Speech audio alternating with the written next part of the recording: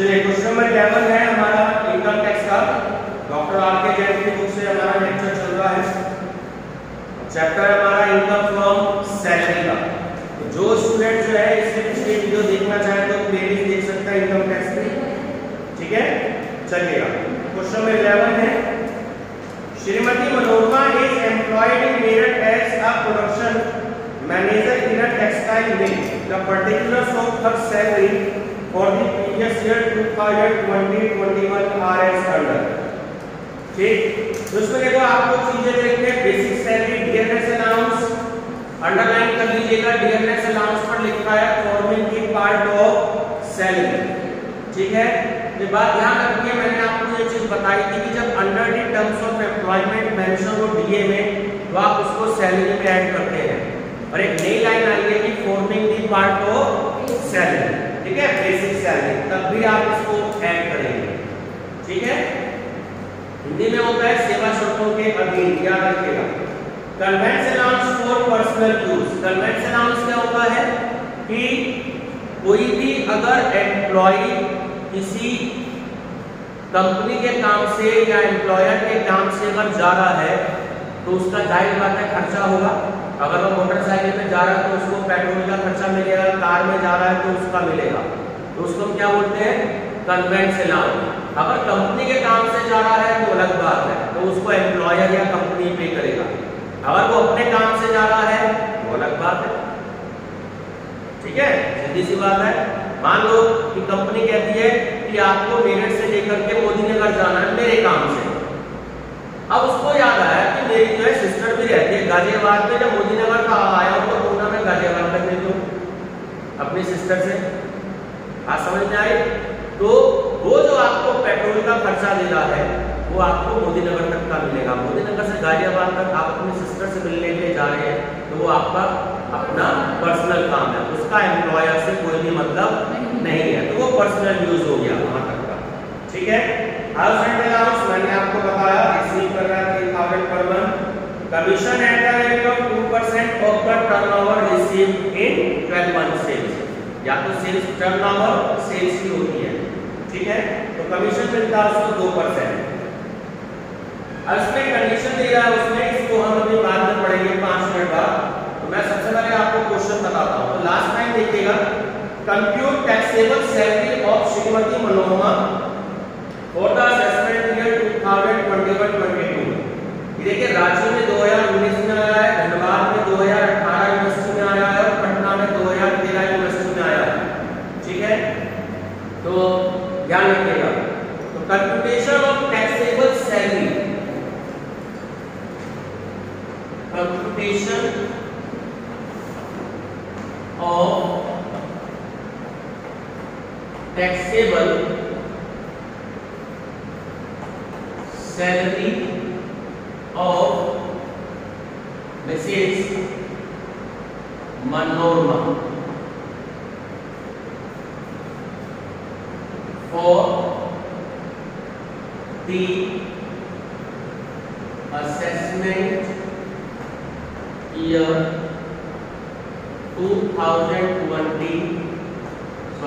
21 और 22। ये लाइन ना लिखने पर एक नंबर कट जाएगा, इससे ध्यान रखना है आप। ठीक है, चलिए प्राची जी बोलिए फर्स्ट नंबर पर क्या है?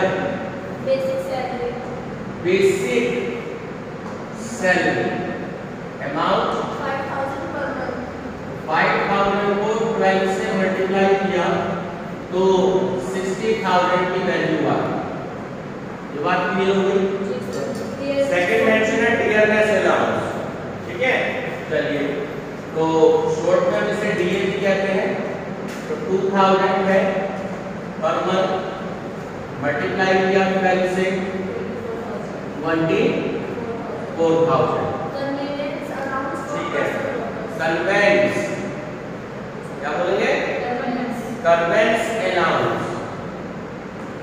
ठीक है, चलिए कितना रुपए पर मंथ दे रखा है? 1000। ठीक है, तो कन्वेंस अलाउंस 1000 into 12 12,000 आ गया आपके पर मंथ अलाउंस। नेक्स्ट है हाउस रेंट अलाउंस, ठीक है। चलिए इसको हम अभी सॉल्व करेंगे, जगह छोड़ दीजिएगा हाउस रेंट अलाउंस की। 5th नंबर पे बोलो। Sir commission at the rate 2% of commission कह रहा है आपसे eight the rate of 2% of the turnover received in 12 months. तो 9,000 आपको दे रहा है, इसने ऑलरेडी कैलकुलेट करके आपको दे रखा है, ठीक है। कमीशन ऑन सेल, तो 9,000 इन्होंने ऑलरेडी हमें कैलकुलेट करके दे रखा है, ठीक है। चलिए 6 पॉइंट है कि actual rent paid by her in Morna, Morna एक जगह का नाम, ठीक है। ₹1,800 per month for an accommodation till 31st January 2021। From 1st February 2021 the rent was increased to 2,000 per month, ठीक है। तो जब से वो रेंट दे रही है तो 1,800 रुपए रेंट था, कब तक था? केवल जनवरी तक का, और फरवरी और मार्च का वो रेंट इंक्रीज होकर के कितना हो गया? 2,000 रुपए पर मंथ। तो यहाँ थोड़ा सा आपको ध्यान रखना है। अब इसमें कंडीशन आपको जो है देखनी है, जब कभी भी इंक्रीज वाली कंडीशन आ जाए तो आप एचआरए कैसे कैलकुलेट करेंगे, यहाँ पे थोड़ा सा बच्चों को प्रॉब्लम हो जाती है, ठीक है। तो मैं आपको जो एचआरए बता रहा हूँ, चलिए हेडिंग क्या होती है? लीस्ट ऑफ दी फॉलोइंग, ठीक है, शैल बी टेक्स्ट फ्री या एक्शन। तो यहाँ पर मैं आपको अपनी लाइन छोड़ देना, 4-5 लाइन छोड़ देना, 4-5 लाइन छोड़ने के बाद वर्किंग नोट करिएगा यहाँ पर, ठीक है। तो least of the following shall be exempted। अब क्योंकि दो इसमें कंडीशन आपके पास में आ गई है, एक तो 10 मंथ्स की, तो आप इसमें हेडिंग लिखेंगे कि पीरियड ऑफ 10 मंथ्स, इधर इस जगह यहाँ पे मेंशन कर दीजिएगा,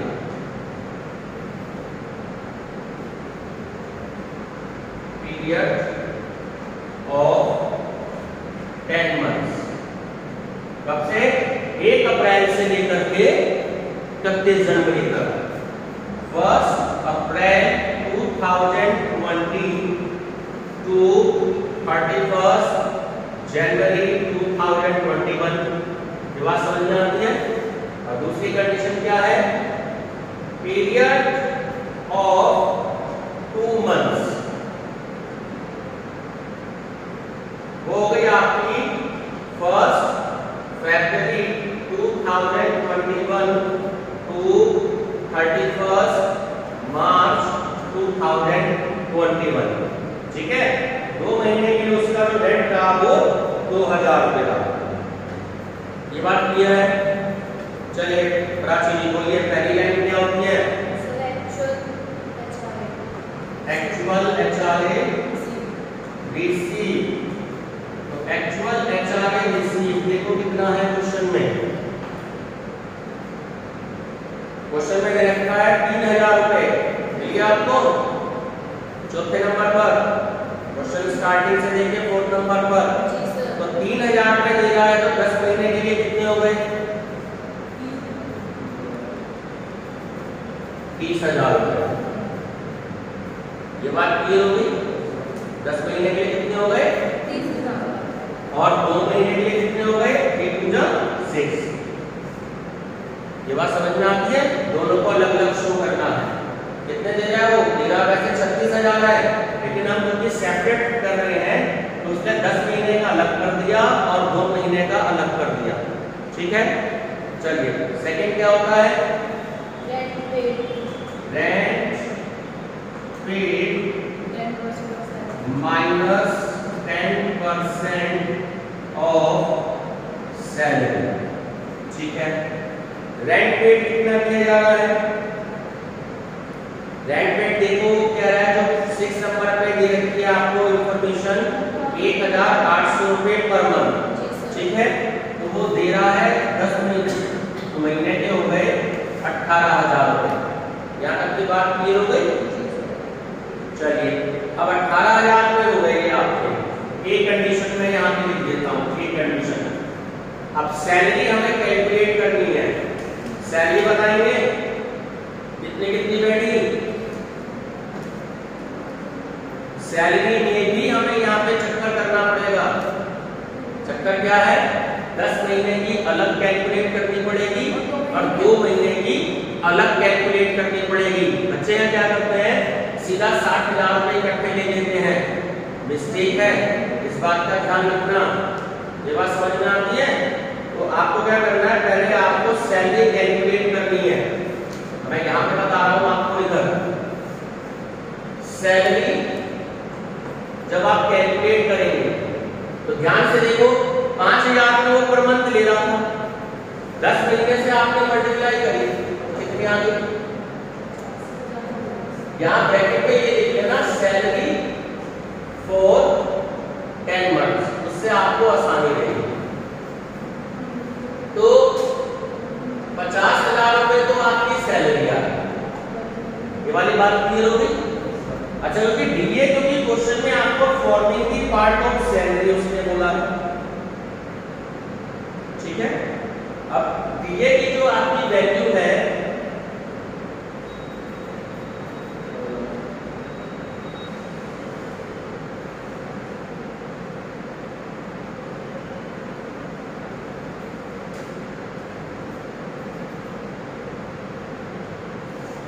और इसमें ये चीजें रखा है आपको कन्वेंशन लाउस। 10 महीना कैलकुलेट करो कि 2000 को मल्टीप्लाई करो, इस यहाँ बैठता है पहले ये स्टॉप करो, स्टॉप ही करना।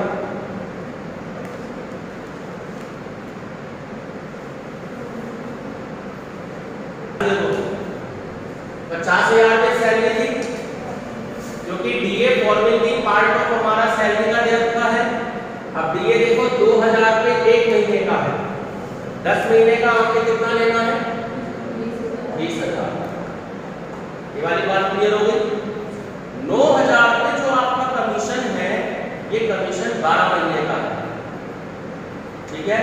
जब आप 10 महीने का कैलकुलेट करोगे तो वो आएगा आपका 7,500 रुपए। करके देखो, 9,000 रुपए 12 महीने के दे रखे हैं, तो 9,000 इंटू 10/12 कर लो, 7,500 आएगा, ठीक है। अब इन दोनों का टोटल कितना हो गया, 77,500। ये बात क्लियर हो गई। तो 10 महीने की सैलरी बैठी 77,500। क्लियर है। यहाँ पर आपने क्या किया, इसका 10% आपको लेना है 7,750। चलिए माइनस करिएगा, 18,000 में से 7,750 माइनस कर दीजिए। बताइए क्या वैल्यू है। 10,250। क्लियर है। ऐसे अब हमें डी की कैलकुलेट करनी है। चलिए अब यहां हम कैलकुलेट करते हैं, सैलरी फॉर 2 मंथ्स। अब देखो सैलरी कितनी थी, 5,000 रुपए पर मंथ, 2 महीने कितनी हो गई, 10,000 रुपए। ठीक हो गया। इधर हमारे पास में डीए कितना था, 2,000 रुपए, तो 2 महीने का हो गया 4,000 रुपए। ठीक हो गया। अब 9,000 रुपए में से आपने 7,500 माइनस कर दिए, तो 1,500 बच गए। अब सैलरी हो गई 10 और 4 14 5 15,000। ये बात समझ में आ गई। 9,000 में से जब आपने 7,500 माइनस कर दिए तो कितने बच गए, 1,500। तो 15,500 इसका 10%। चलिए माइनस कर दीजिए। अब देखो रेंट पेड जो ये आपको कर रहा है, ये रेंट पेड रेंट पेड सुन लो पहले ध्यान से, कितने रुपए आएगा यहाँ? रेंट पेड कितना करो बेटा? ये जो वैल्यू थी ये 1800 थी, 10 महीने की वैल्यू कितनी हो गई? 18,000। अब आपका रेंट इंक्रीज होके कितना हो गया? 2,000 रुपए। अरे 2,000 इंटू 2, 2,000 रुपए अब इंक्रीज होके 2,000 का रेंट हो गया। तो 2 महीने में कितने हुआ? 4,000। पता नहीं बोल रही है 4,000 तो नहीं हो गया? पता नहीं बोलना मैंने। अच्छा ये बात समझ में आ गई? 10 महीने का रेंट जो कितना था? 18,000 हो गया। अब फरवरी और मार्च का रेंट 2,000 था, तो 2 महीने के हिसाब से 4,000 रुपए आ गए। ठीक है, अब सैलरी का 10% 1,550, ये माइनस कर दो। 2,450। यहाँ तक क्लियर हो गया? चलिए अब है थर्ड स्टेप। दिल्ली, कोलकाता, चेन्नई और मुंबई में वो नहीं है, तो सैलरी का 40% ऑफ सैलरी। देखो ये पहले आप करो 77,500 का 40%, फिर करो 15,500 का 40%। बोलो क्या वैल्यू आई? 31,000 तो आ गई यहाँ, और इधर 6,000। तुम हंसते ज्यादा और बोलते कम हो प्राची है। डायरेक्ट सीधा जोर से बोला करो। जी सर। चलिए तो 6,200 हो गए, यहाँ तक की बात क्लियर होगी। अब आपको देखना है कि इनमें से सबसे कम अमाउंट क्या है? 10,250। और इसमें सबसे कम क्या है? 2,450। अब अगर आपसे ये पूछा जाए कि टैक्सेबल एचआरए, सॉरी पहले आपको कैलकुलेट करना है एग्जम्प्टेड एचआरए। ये जैसे मैं लाइन लिख रहा हूं एग्जाम के लिए ऐसे आप मेंशन करेंगे। एग्जम्प्टेड एचआरए आपका हो गया 10,250 और ये हो गया 2,450। ये वाली बात क्लियर हो गई? अब टैक्सेबल जो एचआरए होगा, टैक्सेबल एचआरए रिसीव्ड में से हम अमाउंट को माइनस कर देते हैं। रिसीव्ड कितना है? 30,000। चलो माइनस करो 30,000 में से 10,250 और इधर माइनस करो 6,000 में से 2,450 है 19,750 और इधर 3,550। ये वाली बात आपको समझ में आती है? अब इन दोनों अमाउंट का टोटल बताओ, वो हम यहाँ पे अब नोट करेंगे। 19,750 और 3,550 का टोटल बता दीजिए, वो आपका एचआरए का अमाउंट कितना? 23,000। ये जो स्टूडेंट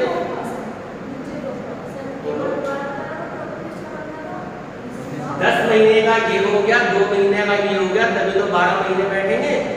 23,300 टोटल हो गया। ये बात क्लियर है?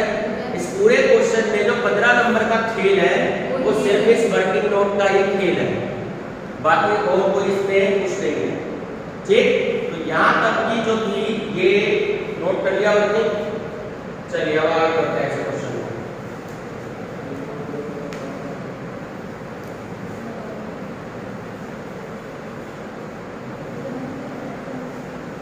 चलिए ना टोटल बताइए, टोटल कितना आ गया?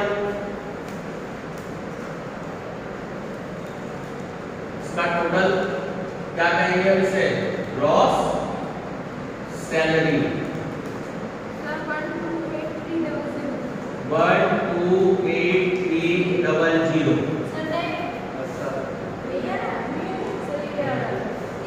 वो बनाते तुम कह रहे हो यही आ रहा है, यही आ रहा था, तो यही आ रहा है। चेक क्लियर कर लिया करो सारा, यहाँ तक क्लियर है? चलिए अब लेस, ये बात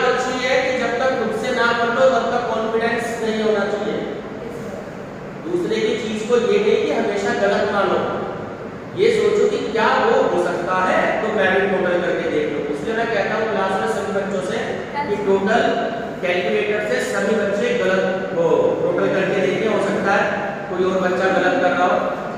बात समझ में आई? मैंने क्या बताया था, रिडक्शन कौन सी लगेगी इस चैप्टर में? रिडक्शन अंडर सेक्शन 16 याद रखेंगे। इस क्वेश्चन में ना तो एंटरटेनमेंट टैक्स है, एंटरटेनमेंट अलाउंस है, ना एम्प्लॉयमेंट टैक्स है, ना प्रोफेशनल टैक्स है। सिर्फ एक ही डिडक्शन जाएगी, कौन सी? स्टैंडर्ड डिडक्शन 50,000 रुपए, जो मैंने आपको कल बताई थी। स्टैंडर्ड डिडक्शन, ठीक है, कितनी है मैक्सिमम? 50,000 माइनस करके 78,000 चेक कर लो आंसर। सही है? इसे हम क्या कहेंगे? Taxable salary. बहुत अच्छा क्वेश्चन है, इसकी प्रैक्टिस कर लेना, ठीक।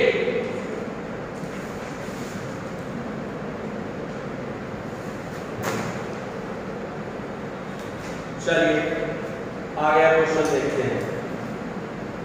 ये आपका क्वेश्चन बहुत अच्छा था, इंपॉर्टेंट है। अब मैं आएगा क्वेश्चन आपको बता रहा हूं, ठीक है। चलिए, तो जितना लेंथी ये क्वेश्चन है आपका 12, बहुत इजी क्वेश्चन है, सिर्फ एक दो बातें हैं जो मुझे इसमें आपको बतानी है। तो मिस्टर केशव जो है वो एक एम्प्लॉई है जो कंपनी में गुवाहाटी में, और उसकी पॉपुलेशन है 15 लाख। तो पॉपुलेशन पे मैंने आपको अंजलि जी कुछ बताया था, रितिका जी, अकोमोडेशन की स्थिति आएगी, वो आपको देखना है। ये देखना है कि मकान एम्प्लॉयर का है या नहीं, ठीक है, ये मैंने आपको बताया था। तो गुवाहाटी जो है वो एक्चुअली वैसे अपने आप में कैपिटल है, ठीक है, बहुत बड़ा सिटी है। तो गुवाहाटी ये है, और इसमें जो ड्राइंग्स है पर मंथ, जिसमें एज सैलरी प्लस है 10%, ठीक है। तो ड्राइंग्स हो गए 3,600, और per month as salary plus 10% office salary as dearness pay. Dearness pay salary में ऐड होना ही होना है। डियरनेस पे में under the terms of employment लागू नहीं होगी, ये बात आप याद रखेंगे। सिर्फ डीए में लागू होती है, डियरनेस पे में नहीं होती, तो वो सैलरी में ऐड होना ही होना है हर एक क्वेश्चन में, ठीक है। तो चलिए आगे कह रहे हैं ड्यूरिंग द फाइनेंशियल ईयर। तो क्वेश्चन करते चलते हैं साथ के साथ, तो चेंज कर लेंगे। तो computation of taxable salary of mister Keshav, ठीक। तो सबसे पहले मुझे सैलरी मिल रही है, तो सैलरी बताओ मुझे कितनी होगी, जरा मल्टीप्लाई करके बताओ। 3,600 को 12 से, बेसिक सैलरी 3,600 इंटू 12, 40,000, ठीक है। 43,200, यहां तक क्लियर है सबको? साथ के साथ डियरनेस पे भी आपसे कह रहा है। अब उसने देखो 10% कहा है, तो जो आपका 43,200 है, इसी का आप 10% ले लेंगे 4320, यहां मेंशन कर दीजिए 10% ऑफ बेसिक सैलरी। ये बात क्लियर हो गई? चलिए आगे क्या है।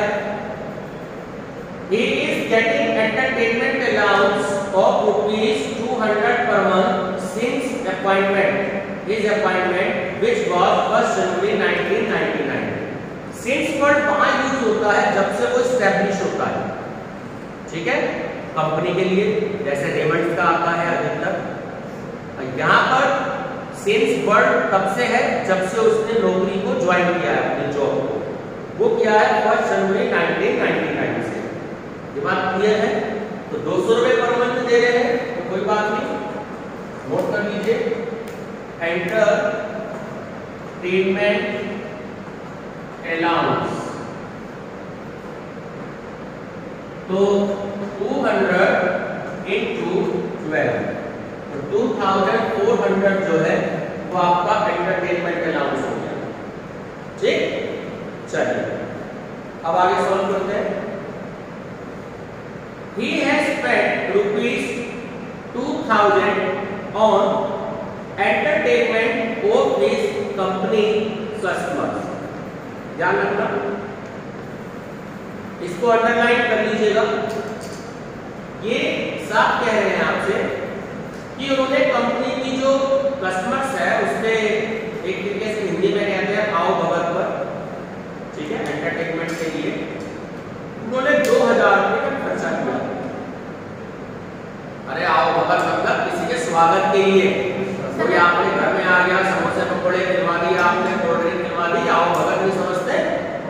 आओ भगत मतलब एंटरटेन, कोल्ड ड्रिंक खिलवाना नहीं, किसी के एंटरटेनमेंट के लिए।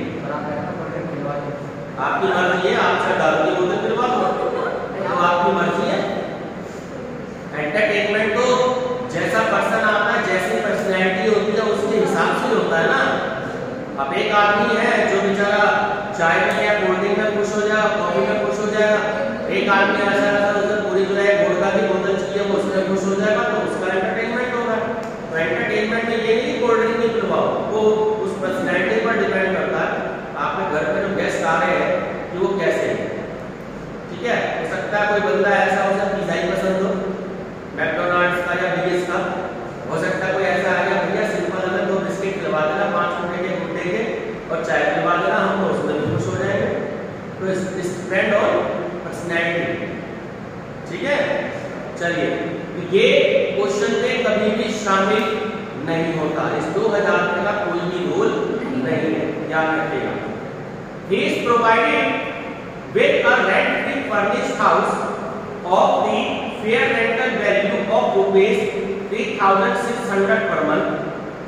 अब आगे अंडरलाइन कर लीजिएगा, the house is owned by the company। ठीक है, वो मकान किसका है? कंपनी का है। और मैंने आपको ये रूल बताया है कि जब पीछे जो समरी थी मैंने आपको उस दिन बताया था कि जब मकान कंपनी का होता है या ओनर का होता है तब हमें पॉपुलेशन को ध्यान में रखना होता है। ये बात क्लियर है? अब उसकी जो पॉपुलेशन है वो कितनी है, इन्होंने क्वेश्चन में दे रखी है 15 लाख। ठीक है, तो 15 लाख का मतलब हमें सैलरी का कितना लेना है? 10% हमें सैलरी का लेना है। ठीक है, 10 लाख से 25 लाख तक जो है वो ये मैंने आपको बताया था कि 10 लाख से अगर 10 लाख तक हो या कम हो तो आपको लेना है सैलरी का 7.5%। 10 लाख से ज्यादा हो, 25 लाख से कम हो तो 10%, और 25 लाख से ज्यादा हो या 25 लाख हो तो सैलरी का 15%। ठीक है, तो अब हमें जो वैल्यू कैलकुलेट करनी है, value of rent free house या अकोमोडेशन, आप कुछ भी वर्ड यूज कर सकते हैं।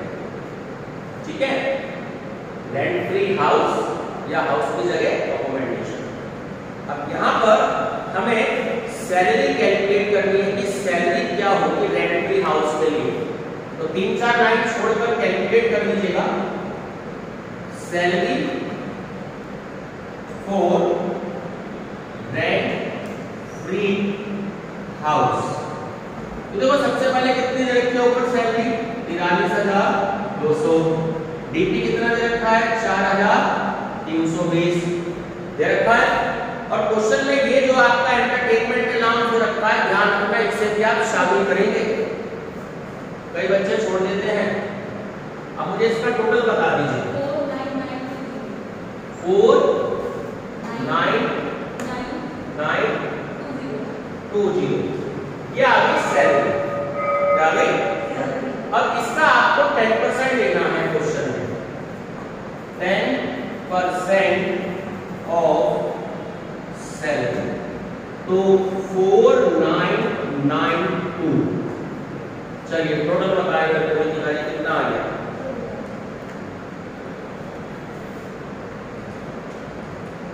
ग्रॉस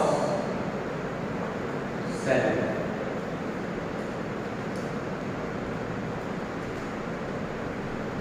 सर 54912 ये आपकी आ गई ग्रॉस सैलरी।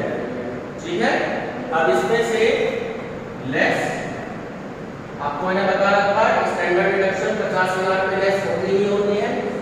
तो लेस पहले आप लिखेंगे डिडक्शन अंडर सेक्शन 16, ठीक है, और स्टैंडर्ड डिडक्शन 50,000 रुपए। ठीक है, अब ये अमाउंट मैं यहां से हटा देता हूं। तो आपका आंसर आ गया 49। यही आंसर है। और इसे हम क्या कहेंगे? Taxable salary. ठीक है, क्योंकि ये सरकारी कर्मचारी नहीं है, गवर्नमेंट एम्प्लॉय नहीं है, इसलिए एंटरटेनमेंट अलाउंस की डिडक्शन हम नहीं दे रहे। 5,000 रुपए तक दे सकते हैं, यानी 5,000 से ज्यादा हुई 6,000 हुई तो 5,000 माइनस करते हैं। ठीक है, और अगर 5,000 से कम हुई 4,000 8,000 जैसे इस क्वेश्चन में 2,400 है तो वो माइनस करते हैं। इस क्वेश्चन में इसलिए माइनस नहीं करते क्योंकि ये सरकारी कर्मचारी गवर्नमेंट एम्प्लॉय नहीं है। ठीक है, तो ध्यान रखना। बाकी